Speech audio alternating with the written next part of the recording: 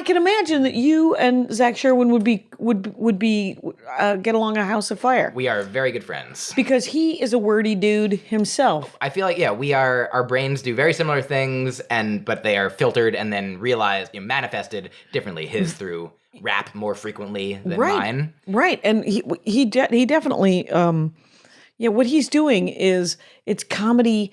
And it's more an examination of like what comics do, is just an examination of their lives and how they perceive things.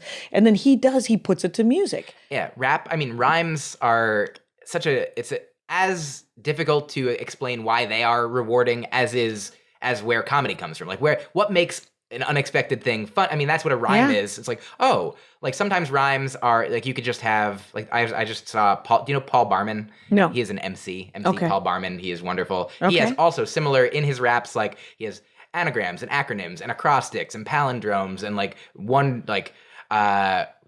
beautiful wordplay. Okay. Like, here's whoa, I don't know why I read them up now, but like here, an example of one of his rhymes is like, my dandy voice makes even the most anti-choice granny's panties moist.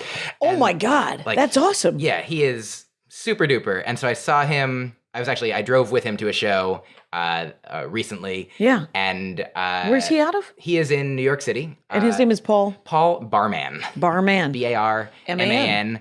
He's got probably, a number of albums and videos and such. So check that out, folks, too. Absolutely. Do check. And so, Zach, what were we talking? We were talking about rhyme, and just, it's so strange why rhyme, like, what does, I remember.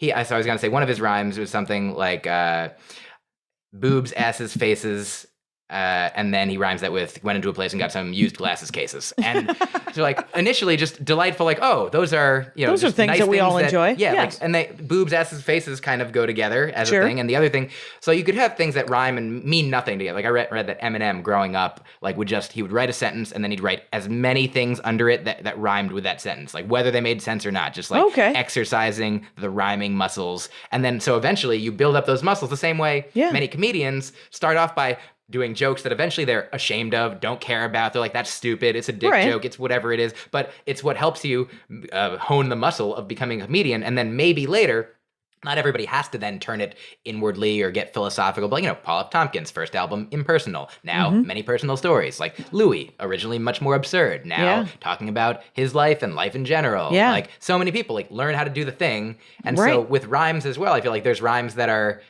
say nothing, but they're still fun, like wordplay that doesn't have any greater connection. Okay. But then there's like, sometimes a rhyme or a wordplay has this greater thing, and then it has even more power. Like a poem that rhymes and means something is more powerful to me than one that doesn't. Like one of my favorite wordplays, I think it was from the movie The 25th Hour, or possibly they took it from somewhere else. Okay. But it was... but it was in the movie, It was in the movie, definitely. It was champagne for my real friends and real pain for my sham friends.